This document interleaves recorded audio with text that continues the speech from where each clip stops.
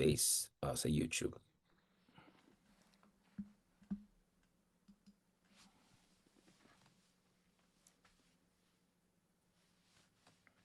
Oh, YouTube. Okay. Alright, live na tayo dyan. Good morning, good evening. Welcome back everyone dito sa latest episode ng Deep Dive. Just as we promised, we're gonna have again with us the leading experts, thought leaders, and statesmen in the country. At of course, isa dyan ang former Associate Justice Anthony Carpio. Thank you so much, Justice Carpio, and congratulations! Ito na, medyo 1-year anniversary na since pinag-usapan natin to, Justice. Congratulations on our first anniversary of your Philhealth case. Andyan na. Can you tell us something about it, Justice? How are you feeling, and what are the implications of this Supreme Court ruling? Well, we are, of course, happy and grateful to the Supreme Court uh, for a unanimous decision. And the court upheld, at least for our petition, because there are several petitioners here. No, we have to give credit to the other petitioners also. Isambayan is one of the many petitioners. And we were happy that we were upheld by the Supreme Court on two basic points that the Constitution says no law shall be passed authorizing the transfer of appropriations. Itong 2024 General Appropriations Act authorized the Department of Finance Secretary to transfer the excess funds, that's in quotations, of government corporations. No, that will violate that provision. No law shall be passed authorizing the transfer of appropriations. And the only exception is the President is allowed for the entire executive branch to transfer savings, not appropriations. It has to be savings from one item to the other. So it's only the President who can transfer funds, but these are savings, and you determine savings towards the end of the year, no? Because if you have not started the project, so the funds are still there, and you cannot start the project because something went wrong, there was a flood, you cannot build a road right away. So there are savings, but only savings ang pwedeng ilipat, no? And there is another provision, very basic, that money raised through taxation for a specific purpose shall be treated as a special fund and can be used only for that purpose.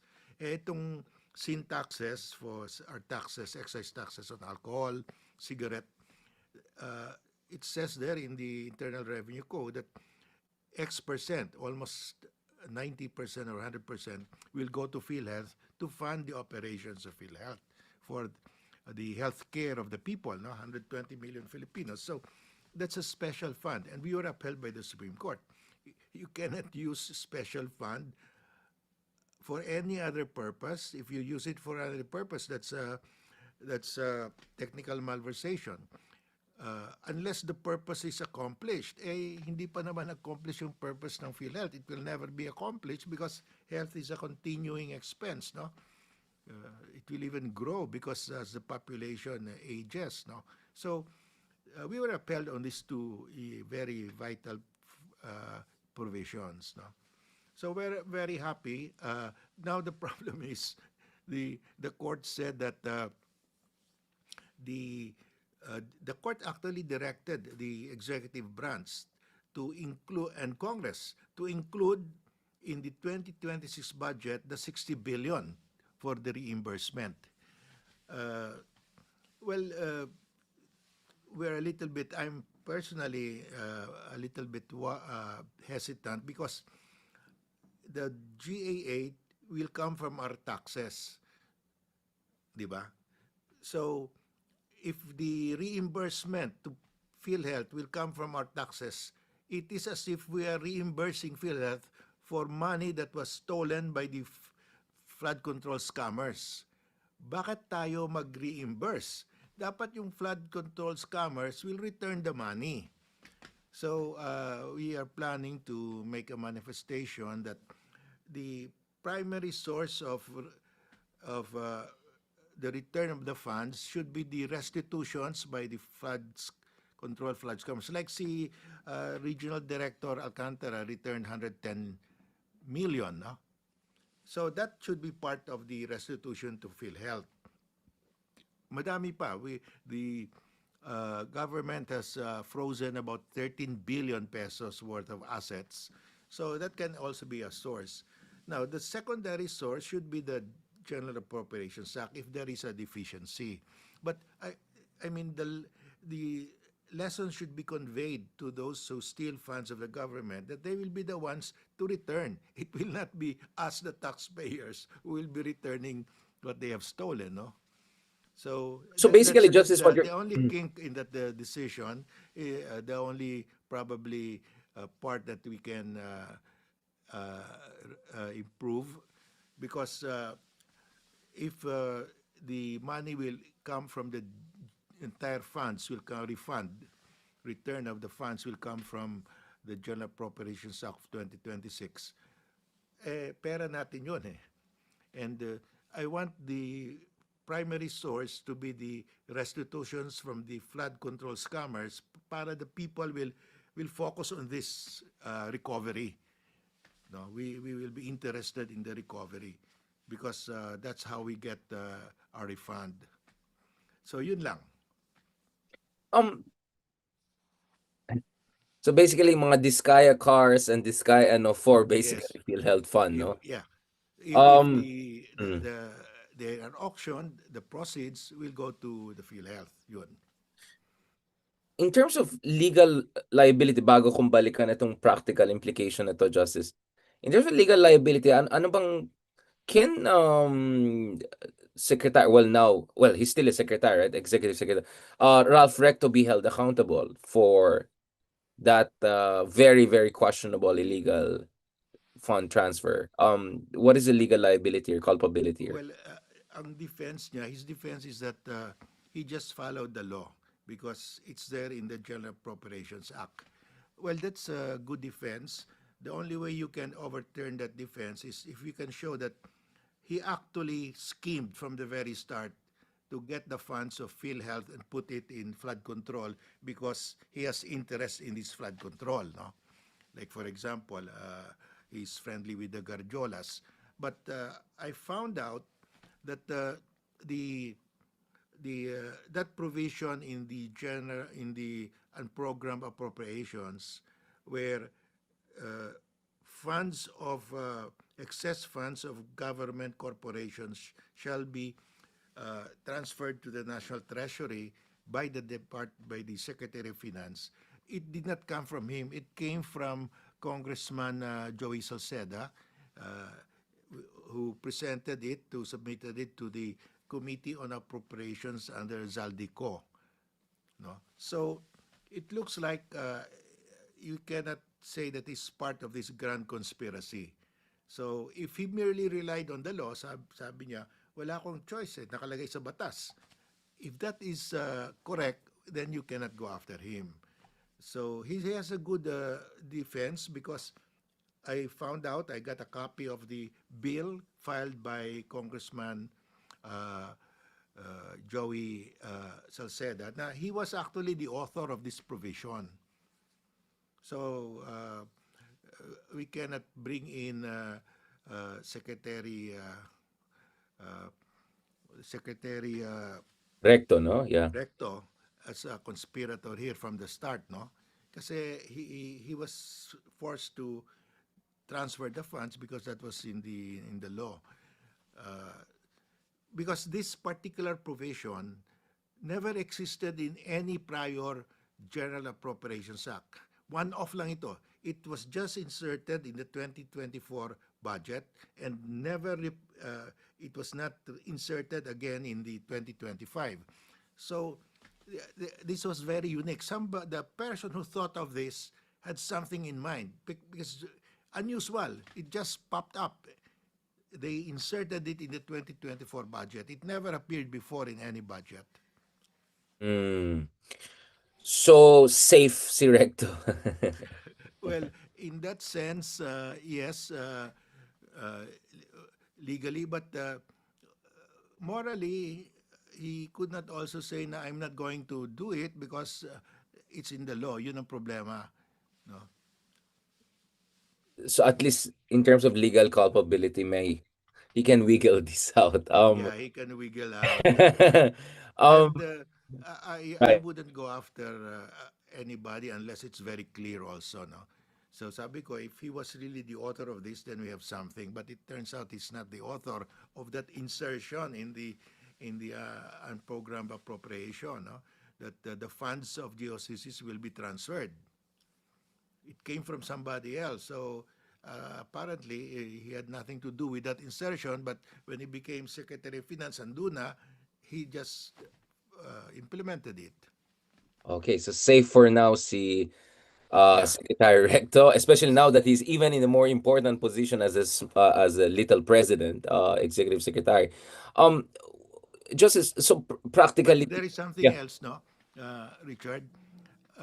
Although he did not author it, Secretary Recto keeps on saying that it was a common sense approach to optimize the use of government funds. Yun, I don't agree with that.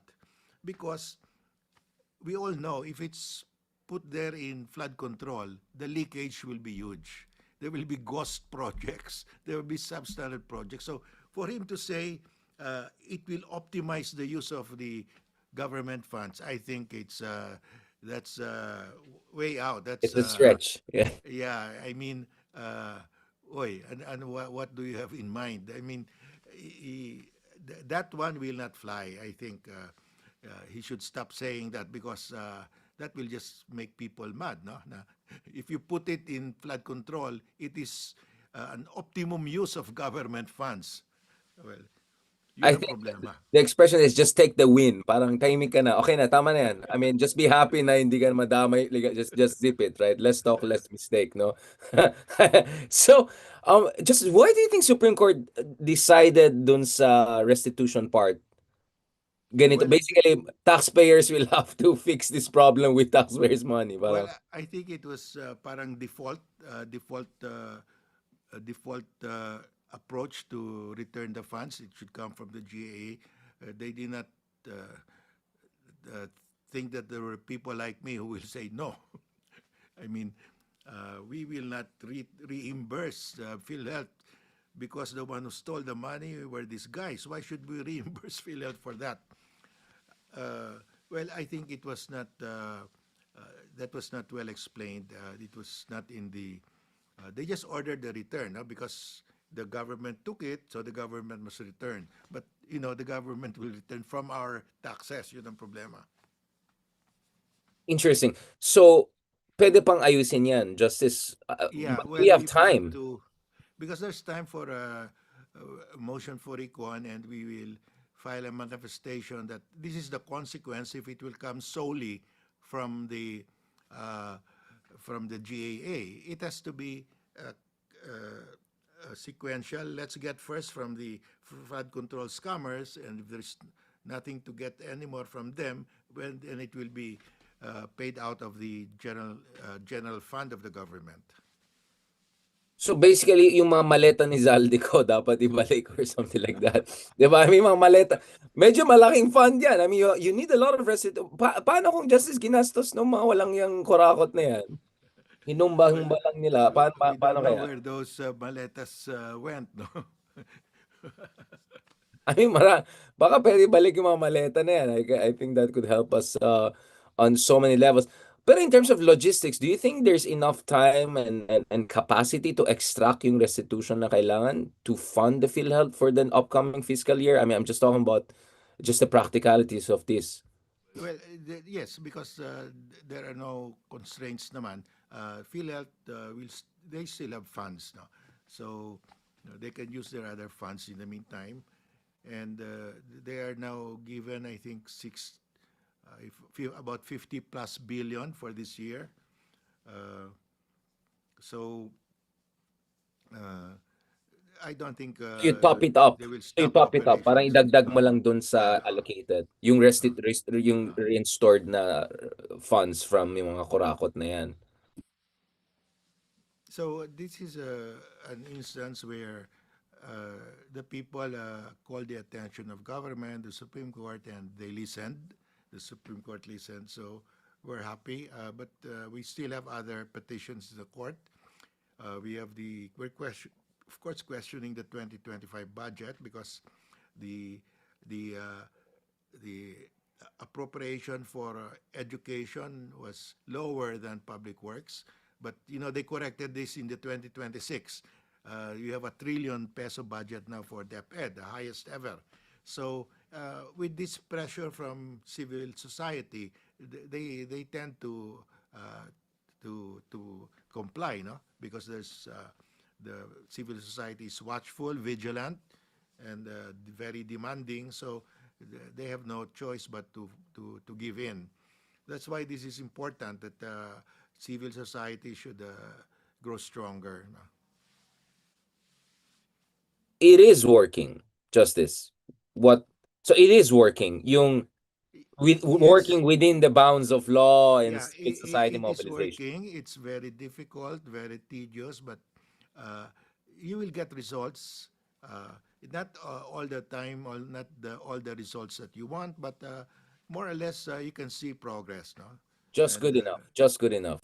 yeah, good enough because at least we're correcting these mistakes. Justice, going back to this issue, where does that leave the ICI? Because sabi ni Erisa, patay ng ICI ngayon because another major figure, some would say the last major credible figure has left the body, basically disparaging it as a fig leaf of legitimization or performative investigation by that. Pati yung reimbursement, naayos lang nung isang araw, sabi ni Azurin. I mean, is ICI running out of purpose? Has it met its sell by date or can it be still modified? Ano bang tinitignan natin? At the same time, we also see the Ombudsman office stepping up and the disguise may finally face the charges they deserve. Well, I will take the the cue of uh, what Ombudsman Remulla said, that the ICI may have only 2 more months to go, at most, at the maximum. So maybe by the end of the year they could be winding down already, because the ombudsman has all the powers really to conduct the investigation. We just wanted the ICI because the ombudsman was inactive at that time, but now we have a very active ombudsman, and he's investigating. As long as he keeps on investigating, he may have his priorities, but at least it's moving. It's okay with us. Which is what we were suspecting for a long time, no? Na pag maayos na yung ombudsman or just good enough ang ombudsman, the ICI will just be a temporary auxiliary, basically Yes. band-aid effort and then mafo-fold in na rin eventually. Yeah, and what Babe Singson said, that they're not getting any support in terms of staff or or uh, or other ancillary support or even financial support. No, so it's better wind it down if that's the issue, because the ombudsman has a full complement of investigators and lawyers. Medyo may redundancy na rin in a way, no? But Mm. could you say, Justice, that from a performative political standpoint, the ICI served its purpose in a sense that baka it diffused some anger and tensions or at least created the impression that something is happening. I mean, in fairness, nag-auction naman sila. There were some hearings among others. Kasi, not as many people showed up dun sa last weekend, pa sa September 21 trillion peso march. So some would say, yeah, nationwide, medyo malaki, probably 100,000. Pero dun sa EDSA, it was not as big. This time, some are suspecting baka naman people are still giving it a chance, saying just good enough out of ICI among others. What is your read of that, Justice? Well, I think it's the ICI has served its purpose, because we really wanted action right away, and the ombudsman There was still a vacancy at the time. So I think we can normalize things now because there's a very zealous ombudsman who wants to do his job properly. So he has all the the the personnel, the the facilities to conduct the investigation. So let him do it. Um, so Justice, what is your read of what happened over the weekend dun sa rallies and all? Where does the isang bayan and Bishop Ambo and that group stand? Kasi parang for me, battle of five armies. I mean, the other day we had G.R.R. Martin, yung writer ng Game of Thrones dito sa Oxford Union. So parang feeling ko battle of five armies, TDS, admin, kayo, and then yung mga tibak na gusto nila resign all, and then yung mga military junta crazy people. So five armies na nagko-compete. Where are we? Nasaan tayo sa battle of five armies na yan, Justice? Well, this is a developing situation. And for example, our group, we want to follow the Constitution, of course, and we don't want to change the present president because the successor will be might be very Hindi nga na pro-China. hostage tayo, Justice. Because some people are saying, parang tama lang ginawa ni BBM na hindi niya na-impeach si Sara or hindi niya piniship kasi dahil ngayon na-hostage na lahat tayo. Like kahit anong galit Yeah, natin kay but BBM. that's only in the meantime, because Exactly. if the uh, if the crisis deepens, if the people, the patience of the people wears out, that nothing is happening, then these people could turn against the administration and say, hindi bali na, no? Resign all na. It could go to resign all. So that's why the pressure is on the president to deliver. If Yeah. he does not deliver, then the next step will be resign all. So basically, Justice is like, we're holding the door. Oh, when di ayusin yan, we'll let them through the gates. Ganun ba yun? Yeah, well, because this has to be calibrated. We are not on the same wavelength. No, some have already processed in their mind that this administration is a gunner, so they want to go to the next step. We are trying to look at all things. What are the consequences with respect to constitutional issues?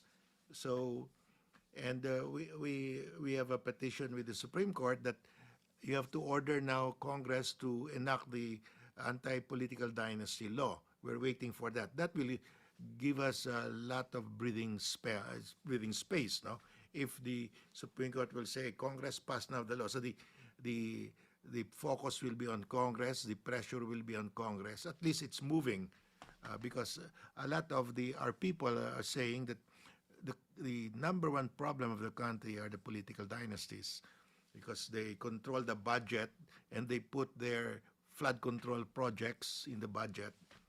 So uh, we hope to move to that front. We hope the Supreme Court will understand that this is not something that we can delay. We have to resolve the issue of political dynasties. It's very crucial. Very crucial. Just rewind lang ako ng konti bago ko balikan si Sara Duterte kasi some are wondering dito sa Battle of Five Armies, where do they stand? So, may mga ilan episode tayo, Justice, kung saan pinag-usapan natin yung ruling nyo nung panahon na nasa Korte Suprema kayo, dun sa disbursement acceleration program ni Pinoy, di ba? Na parang overreach siya.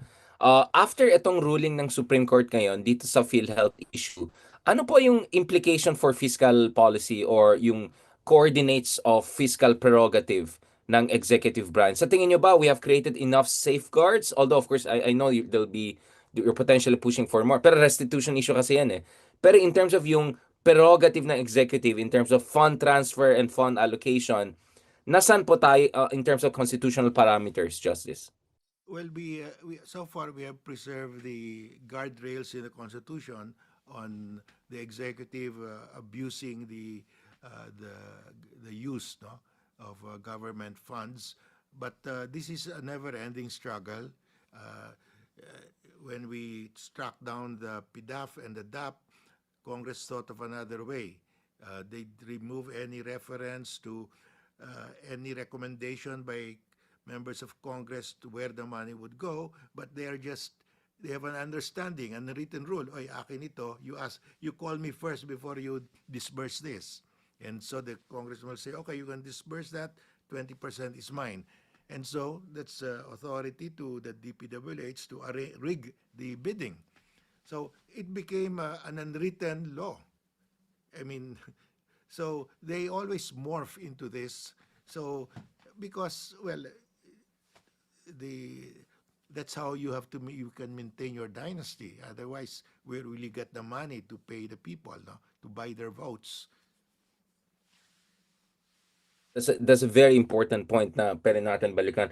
Just as on the issue of kasi may kausap ako dito sa Oxford ng mga expert na economists na tinitignan din yung situation. Sabi, ano tong allocables? Like parang napapaisip sila, ang ganda ng research and development department ng ating mga trapos. They keep on coming up with new iterations of pork barrel basically, right? Bakit tayo umabot dito, Justice? Bakit ang laki ng corruption ngayon? I mean, in terms of guardrails, where did we go wrong? What is missing and what we should fix?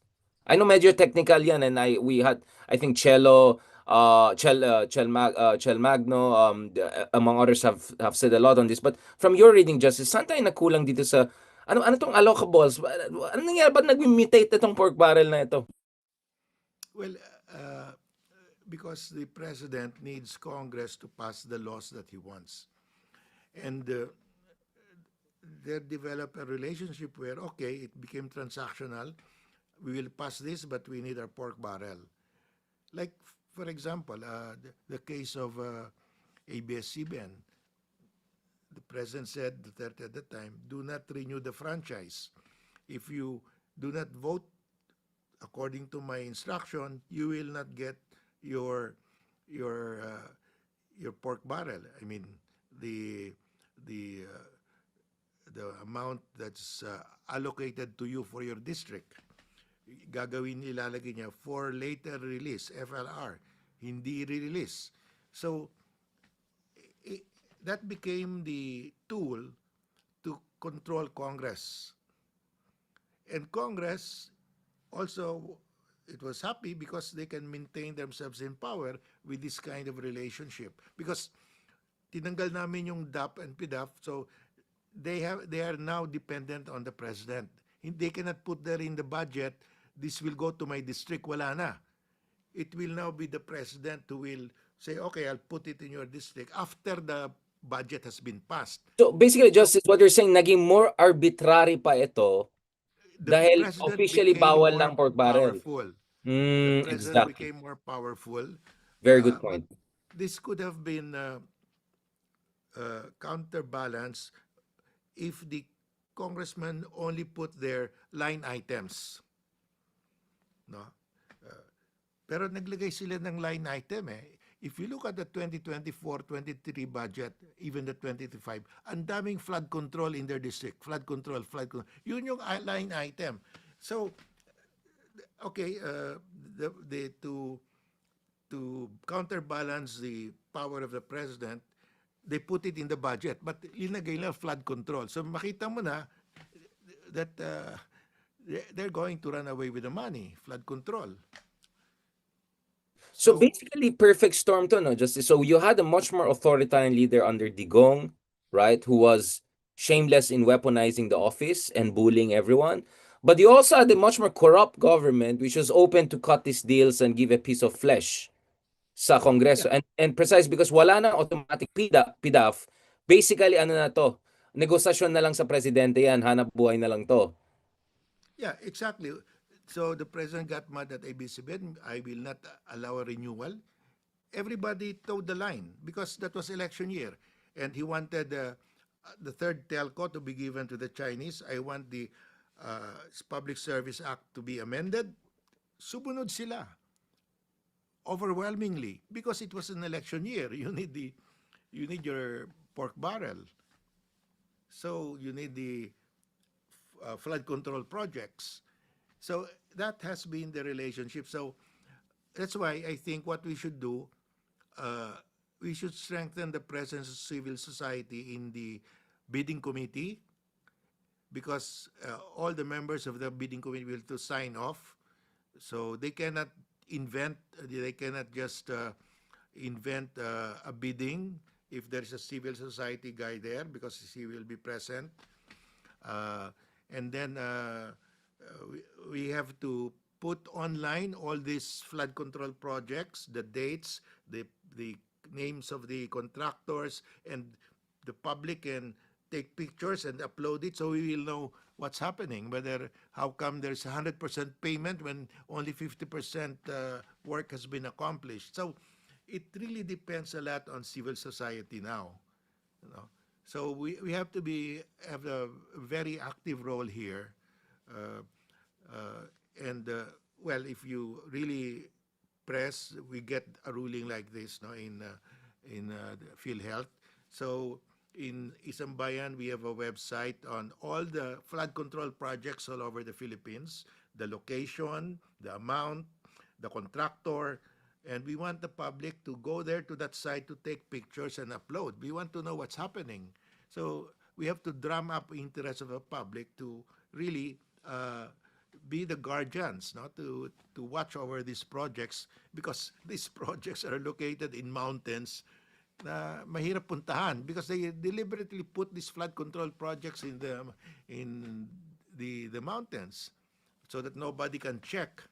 So uh, we have this website, and we want people to take pictures of the project, so we'll know if it's a ghost project or substandard.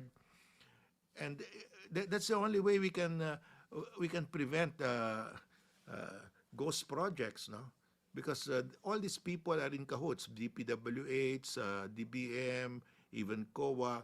So the public must get into the picture. And just as dun sa line items and all, medyo pinag-usapan natin before yan. Pero for the purpose of people who want to appreciate this more, di ba pinag-usapan din natin yung slicing na ginagawa nila para dumami. Ito yung road, ito i-slice nila. Can you explain that? Kasi ano yun medyo creative talaga ang mga politiko natin in getting the maximal funds. What's going on there? Well, they call it chop chop, the entire length. If it's 100 let's say it's 20 kilometers, they divide it into 5 kilometers, 5 kilometers, and sometimes they overlap. No, so you get a lot of wastage there, because uh, each contractor will mobilize, and the mobilization fee will be uh, Aha, so one road project bibigyan mo sa four contractors even with some overlaps and each will give you commission. So four times happier lahat. Ganun ang yeah. kalakaran. I mean, there will be more people who will have the contract, and these things overlap. It's very wasteful. So we should have a rule that you cannot, if it's, let's say you cannot break it uh, into several parts if it's just 1 hectare, 1 kilometer, or if So you it's put a threshold, and Justice. yeah, You say you for put this a threshold, threshold. wala nang Yeah. chop-chop. Uh, Walang chop-chop below mm, this. mm. And that's the other one is because they build the road, uh, asphalt or cement, and when the rain comes, they're all washed out. So you have to require a guarantee that for the next 10 years, this road will not be eroded. And if it's eroded, you have to maintain it. And they have to have a bond with the GSIS, because right now their bonds come from private companies, and all these private companies that issue the bonds are now denying that they issue the bonds, because imagine you have how many tens of billions of contracts, and they issued 30% the performance bond. They'll go bankrupt if they will honor all of these bonds. That's why they're now starting to disown the bonds. So if it's GSIS, well, the people there cannot disown because uh, the, the government laws, anti-graft laws are very strict, and yes, will require hard collateral. Their houses will have to be mortgaged to the GSIS. So if it's a private company, the private company will just want to get the commission and then deny that they issued that insurance bond. So we have to, tighten all these rules. Thank you so much, Justice, for that. Let's go to the last part, but not the least part. What is your read of this survey showing that it's Sara Bongo again? I mean, kind of another DDS for 2028. Are you of the Ronald Llama school of thought, in the denialist school of thought? Nag-shade na ako kay Sir Ronald na. Hindi, mga ano yan, mga bagong survey lang hindi. Hello, Paul Station. Sobeles also had a survey on this last year and still showed Sarah was in the pole Well, I position. don't think that the two can join forces in one team. I think it's water and oil, no?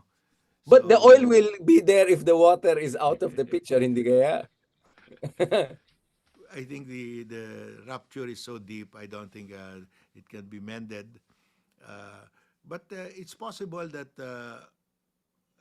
that Bongo could support Sara in other ways.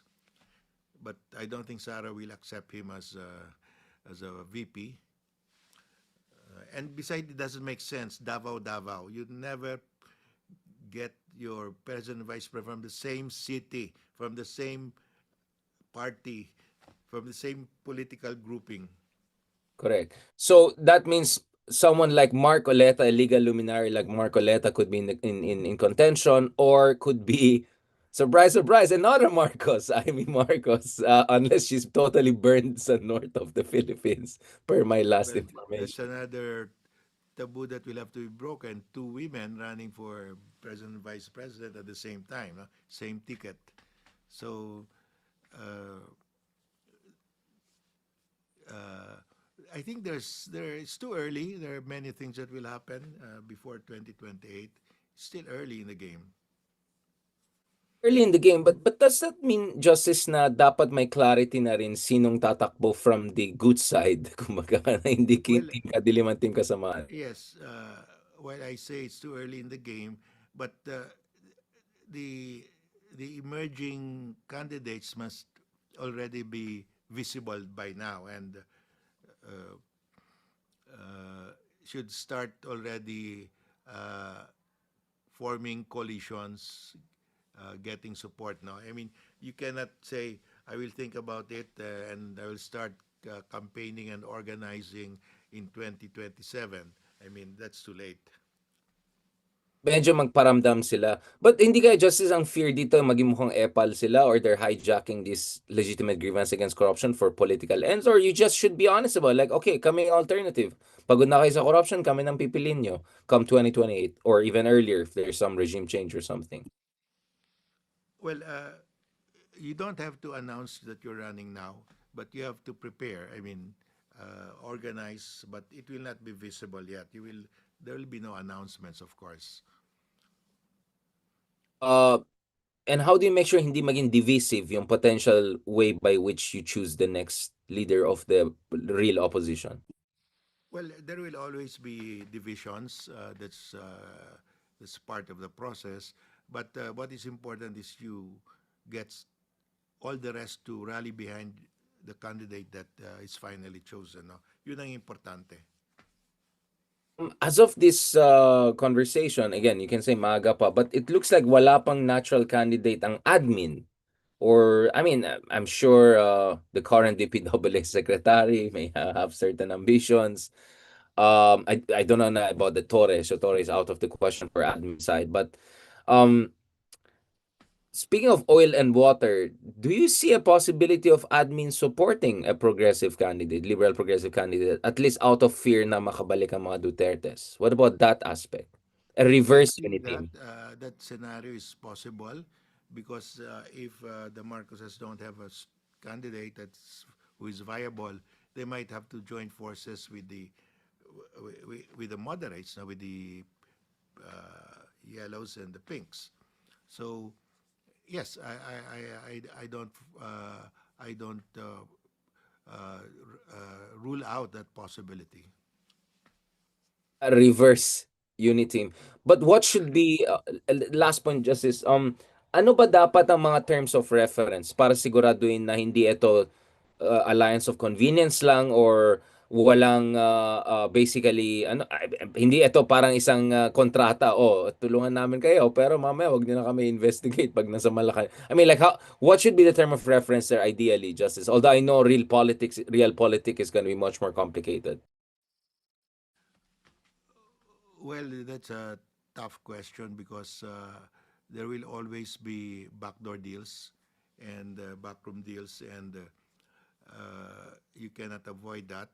Uh, but I think with a candidate, for example, like Lenny, you can trust her that she's not going to sell the country down the drain. No? I mean, that is your assurance. No? And I think it's not impossible to get the Marcoses to support the a candidate like Lenny.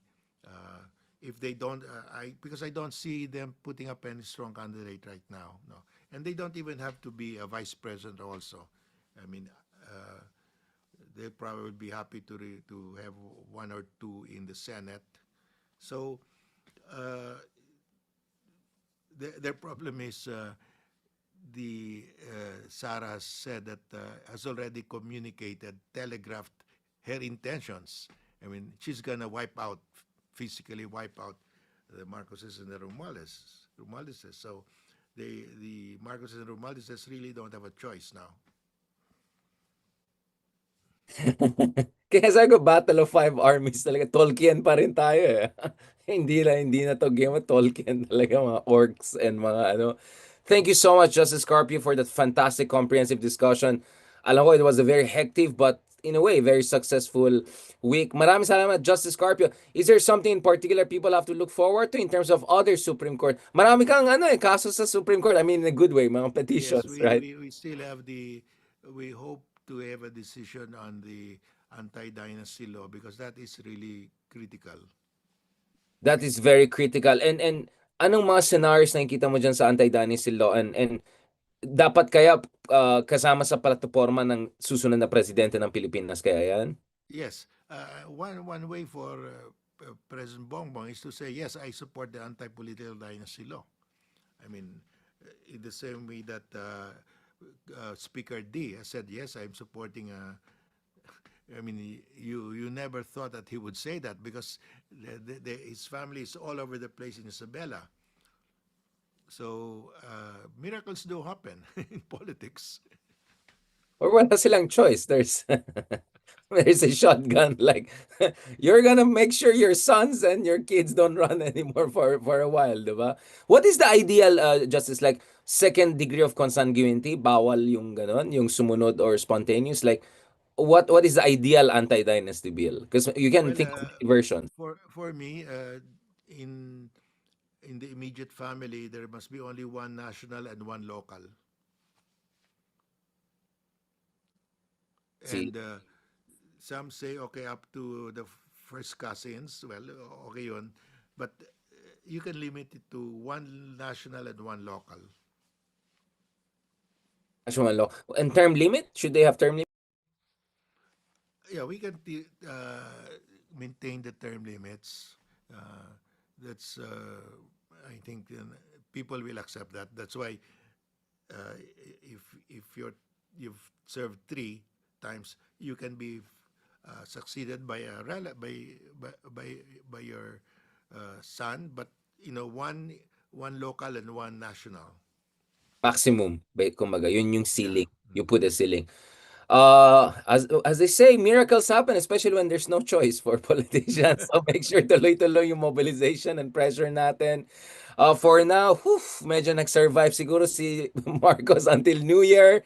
But I think next year again, we never know, no? It's still a moving target. On that note, mabuhay ka, Justice Carpio. Thank you so much for your advocacies. And as I assure you, many people are supporting you and many people are energized by your continued commitment to making our democracy more mature and inclusive. Maraming salamat, Justice. Have a lovely weekend and looking forward to catching up in person with Ronald, Sir Ronald sa Manila House later this month. And hopefully, we'll have one more episode perhaps with each other before our ultimate year ender. Maraming salamat, Justice. God bless po.